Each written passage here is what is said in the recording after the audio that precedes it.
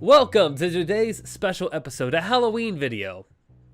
In November. This video took a bit longer than I had wanted it to, obviously, because I wanted it to be out in October, but I took more time on it because I think it needed it, and you know what? I think it'll turn out good, and you know what? Besides it not being Halloween, it should still be fun, so I am a bit late in making this video, but I think it's going to be a really good one. I think we're going to have fun, so let's just get right to it, because back in May of this year, I was going to a video store to find something to watch for my birthday, because I wanted to watch some bad movies with friends, and you know, I found something magical.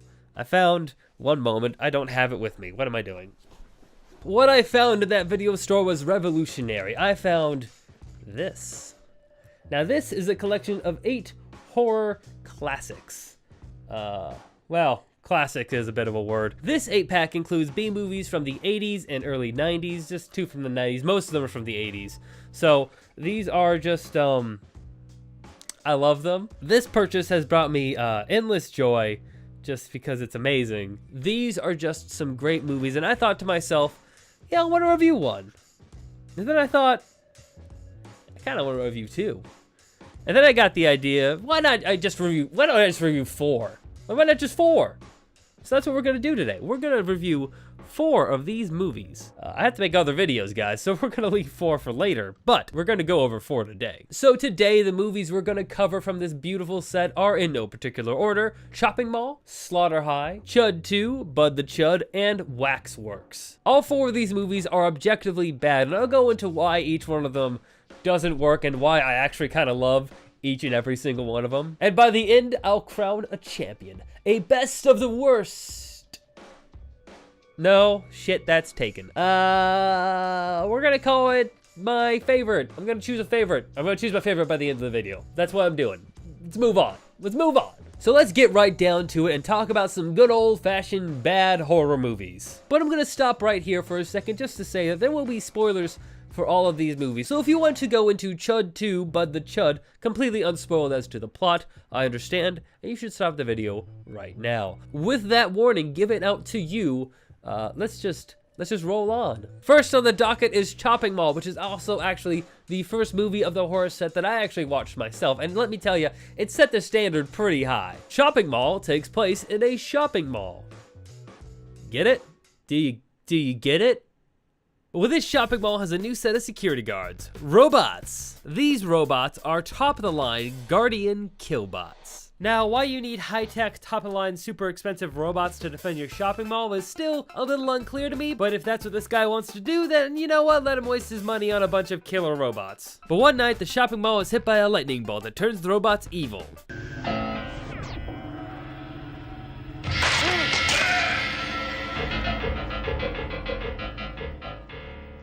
Now you may be asking yourself, viewer, why does electricity turn them evil? They're robots. Why does that change their programming? Well, that's a good question. Moving on. They go out to defend the closed down mall, killing everyone in their path. Do not make any sudden moves. Sudden move? I'll give you a sudden move upside your head. Ah! Ah! Ah! Ah!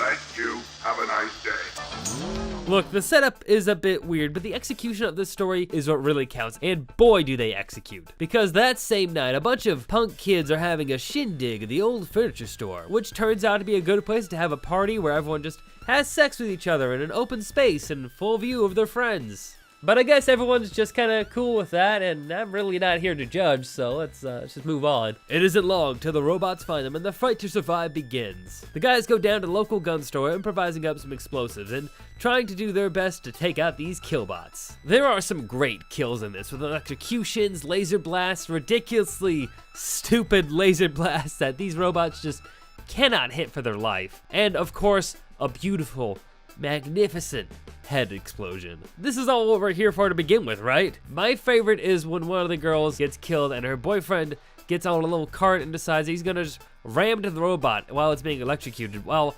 electrocuting himself and dying. This is gold here, people. He doesn't even drive that far to ram into it. Like, what realistically was he trying to do here? But hey, it was a great moment. Now, what's really cool about this movie is the robots. Like, their design is really kind of silly and impractical, especially for a mall security robot. But it's a very 80s feel. They also kind of remind me of WALL-E with their boxy bodies and kind of small heads and weird arms. They are ridiculous, and I absolutely love them. They remind me of your mother. It's the laser eyes. The acting is bad, but in these kind of movies, if the acting was good, I would probably enjoy it less. Bad acting feeds into the ridiculous concept and effects, so if it was good, there would probably be an expectation that the rest of it be good, and I'm gonna go ahead and say this point applies to every single movie I'll be talking about today.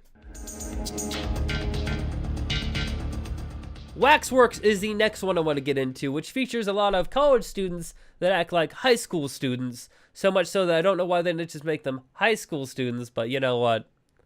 These actors barely passed for college students, so maybe that's the reason. They all go to a creepy waxwork that's just opened up in their neighborhood because, I mean, when a Waxworks is open, who doesn't go down? Come on, guys, it's what all the hip kids are doing. Now, with a horror movie called Waxworks, you have to wonder, what's it gonna be about? What's the villain here? And I thought that it's gonna be like wax figures, it's gonna like rub wax all over them. I don't know. I mean, like, for some reason I thought like wax mannequins would come to life and like wax them down or some shit like that. I'm not sure. But in reality, there are these displays that have wax figures in them that show a certain like layout, like a man in a wooden cabin. And when the teenagers are lured into these displays, they are transported into the scene, such as our first one where our foolish youth stumbles into a wolf man getting all woofy. He gets bitten and a werewolf hunter comes down to put the two wolf men out of their misery. After this, the display is changed to show the aftermath, and with this concept there are just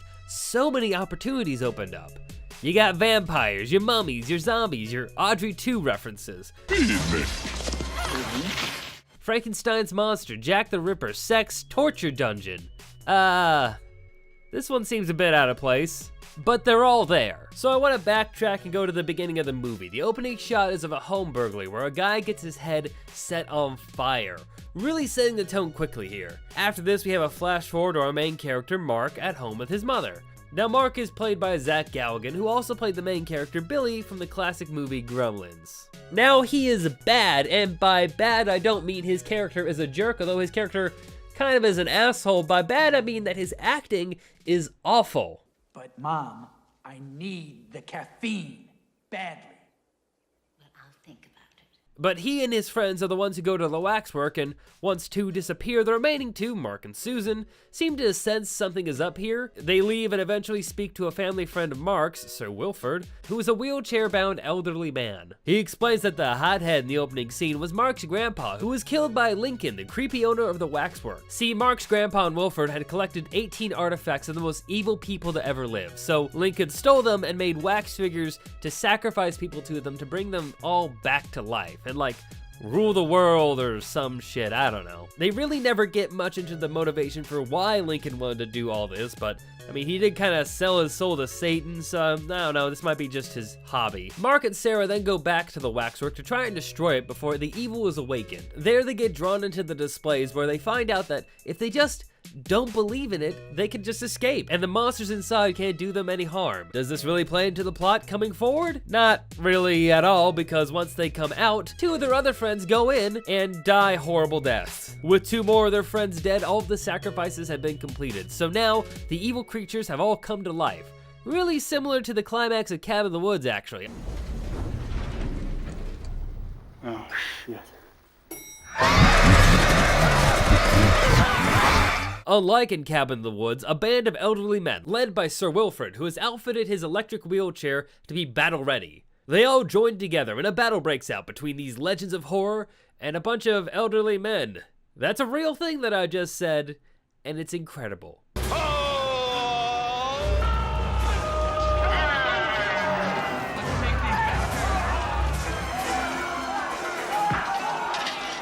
Movies are a magical thing. Mark and Sarah win, everything burns, and the movie is over. Now, I may have been a bit light on the details at the end there, but that's because I really feel like this is something you have to experience for yourself. There's so much that happens in this climax that it's really hard to just info dump it on you, the best way I'm gonna say to experience this is just go watch it. It's saying that a bunch of old men go and fight the creatures of the night. That's, by itself, that already sounds ridiculous, but it gets more ridiculous as you get into it. You have to see it. It's one of those things. You can't, it's hard to explain.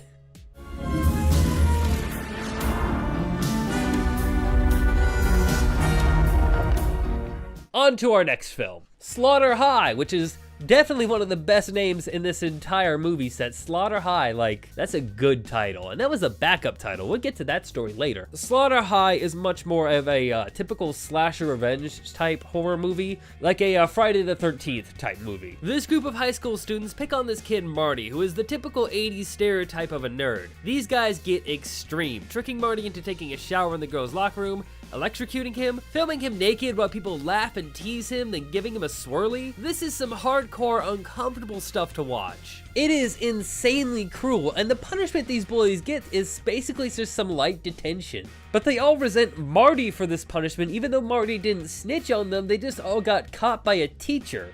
Like, Marty was just being tortured. He didn't go out and rat you out, you just got caught. But because of this, they decide to get back at him, because they're a bunch of assholes. While Marty is in the science lab, they try to make something blow up in his face, but it being a science lab, he spills acid on his face and catches on fire. All according to plan, guys. Yeah, this seems like a very fair response. Yep, no one went overboard here at all. Marty is then hospitalized and the gang never sees him again. That is until their class reunion, where the old gang meets up in the now closed down school on April 1st. There they're picked off one by a now disfigured Marty. Now originally this movie was called April Fool's Day, which is kind of central to the plot, as it was the day that Marty was originally bullied and disfigured.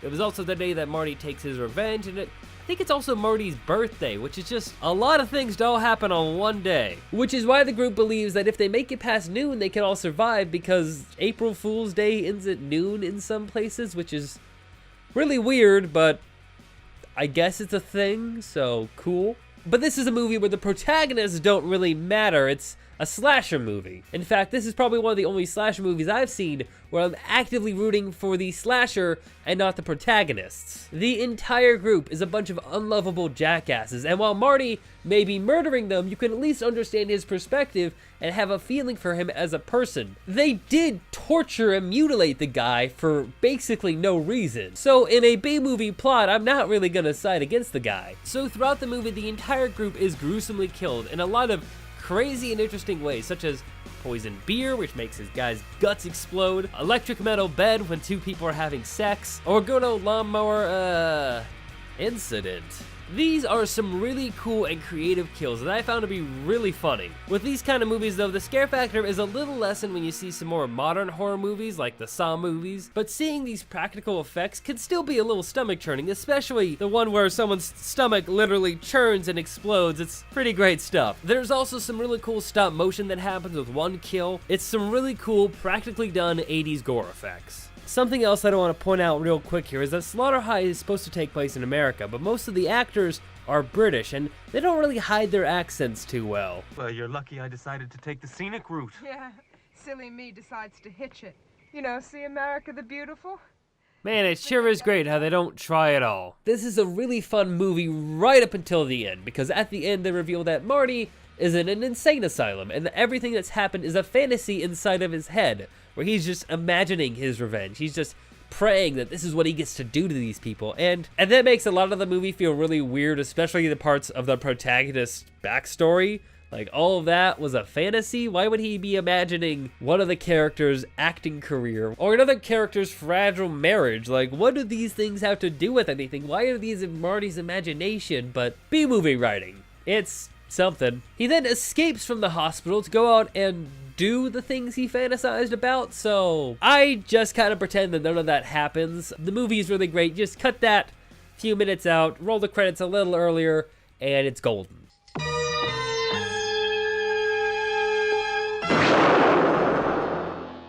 Now last up is the movie with the best title, CHUD 2, Bud the Chud. Now you may notice the 2 there, but don't worry. almost nothing in CHUD 1, less Bud, more CHUD, is really relevant to this movie. In fact, I have barely seen it. I've seen like a few minutes of CHUD 1, and it really has no bearing on how you watch this movie. It's completely different. All you really need to know is CHUDs are basically kind of like zombies created by the government for military reasons, because military people, because military plot. And Bud the CHUD? Well, let's get into that. So this movie has a group of 3 students: Steve the goof-off, Kevin the nerd, and Katie, the girl character.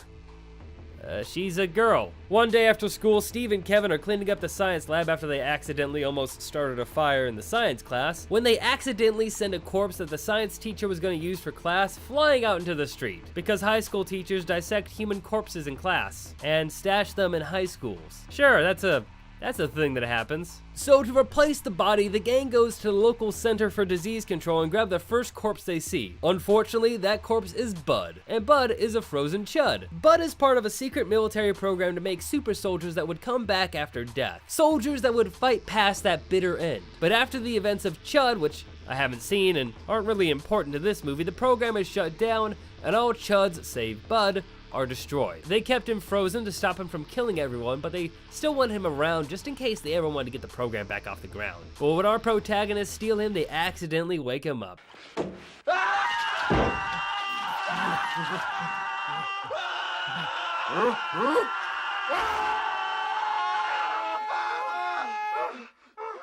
It isn't long after that Bud hits the town and turns everyone he meets into a fellow CHUD. Now, CHUD 2, Bud the CHUD is a horror comedy, much more comedy than horror, really, in my opinion. It actually reminds me a lot of the 1992 movie Encino Man, starring Brendan Fraser, and Return of the Living Dead. It's also just a little more similar to Return of the Living Dead 2 than Return of the Living Dead, but this is all really specific stuff that most of you don't even care about, because how many of you have seen Return of the Living Dead 2? It's really good. Anyway, a lot of scenes are very weird with a lot of over-the-top slapstick comedy, like a CHUD chasing his own head around because it fell off of him. I actually don't know how much of this I would actually consider a horror movie. There isn't a lot of horror in it. Besides the fact that CHUDs attack people, there isn't really a whole lot of attempts to actually scare the audience, and in this way it reminds me a lot of Army of Darkness. Bud is probably the most interesting character in the whole movie, because even though he doesn't have any lines, he does have a whole story where he becomes the leader of the CHUDs, and how he wants Katie, the girl character, even literally offering her his heart. He just kind of rips it out of his chest and just holds it out to her. It's a weird movie. That and the main military leader is really silly, talking about how back in his day his father would beat the crap out of him, or when he shoots a rocket into a burger joint filled with CHUDs. He's also laughably incompetent, as shown by the fact that after he fired that rocket, he left the scene without really checking if any of the CHUDs survived. And if he had, he would have found out that literally none of the CHUDs were affected by a rocket. The kids figure out a way to kill the CHUDs by freezing them and electrocuting them, because that works for some reason.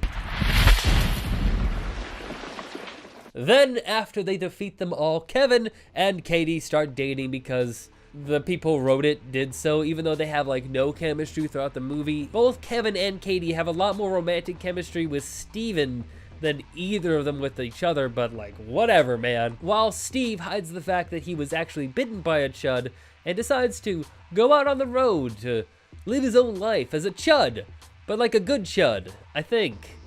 Maybe. Or maybe he's evil. It really doesn't say at the end of the movie. It just kind of tells you he's a CHUD and just bam, movie over. CHUD 3, Steve the CHUD, coming in theaters never. Bing bang boom, movie over.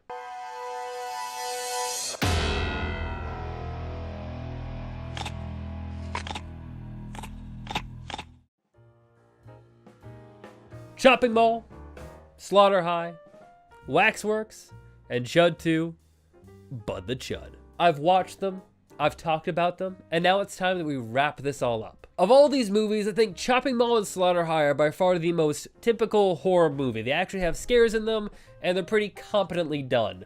Shopping Mall is probably the most competent movie in this entire lot. Just of being a B horror movie, Shopping Mall is about exactly what I put as the typical best example of a B horror movie.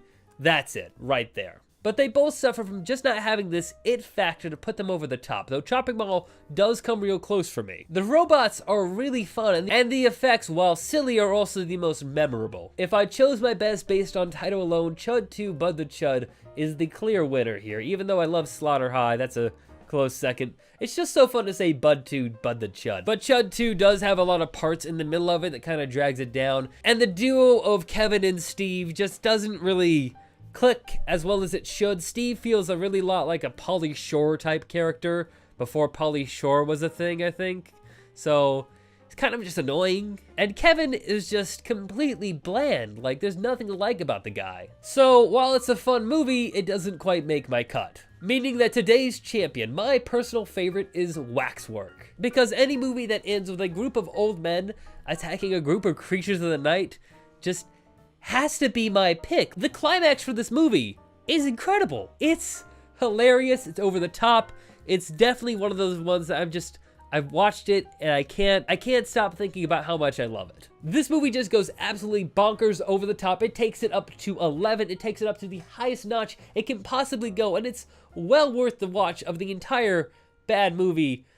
Even if the movie was completely bad to that point, which it really wasn't. There's a lot of really good parts inside of it with the little vignettes of each story, of the displays of the Waxworks. Even if that wasn't interesting, which I thought it was, that climax is just enough to be over the top and silly and just ridiculous. It's well worth a watch. So while all 4 of these movies are just a great time to watch, especially in the Halloween season, which I know Halloween's already passed, it's the fall. Watch these movies, get some friends over. Holidays are coming. What's a better thing for the Thanksgiving than to get all your friends and watch some bad horror movies? You know what? It's just tis the season. Am I right, guys? Am I right? I typically am. So with all of that said, Waxworks is my champion. They'll make a movie about anything nowadays. If you like this video, please let me know. Leave a like or a comment. Just tell me which one of these movies is the most appealing to you and how much you love saying CHUD 2 Bud the Chud. Also, guys, which one of these titles is your favorite? Now, these are some great titles. Again, we're going to go over them. Chopping Mall, Slaughter High, Waxworks, CHUD 2 Bud the Chud. Which one of those titles is your favorite? Leave a comment and tell me which one. Also, I want to just say, if you guys want me to cover the other 4 of these movies, we got some great ones. We have Ghoulies 3, Ghoulies Go to College. I've never seen Ghoulies 1 or 2, so that's going to be a fun one. They go to college, guys. Show me your interest and we will talk about Ghoulies 3. Ghoulies Go to College. That's gonna happen. I just know it. I had fun doing this. I had a lot of fun watching these movies, and I want to do more things like this, make these videos more focused on just bad, weird content. I think I'm gonna focus more on doing weird things, more just specifically bad kind of things, and we're gonna see how that works out. But thank you guys very much for watching, and I'll hopefully see you in the next video. Goodbye.